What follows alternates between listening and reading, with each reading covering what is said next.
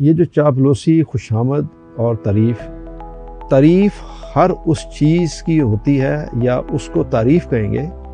अगर वो चीज़ ऐसी है जिसकी तारीफ़ की जानी चाहिए,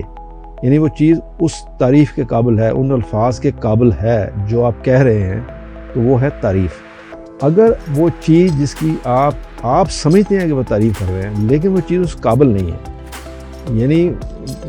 वो आप उसको वो बयान कर रहे हैं हुलिया उसका या उसकी खूबी जो कि उसमें है नहीं, आप अपना उसमें कोई मुफाद हासिल करने की कोशिश कर रहे हैं, तो वो कहलाएगी खुशामद। सर जब इन कानों को खुशामद सुनने की आदत पड़ जाए ना,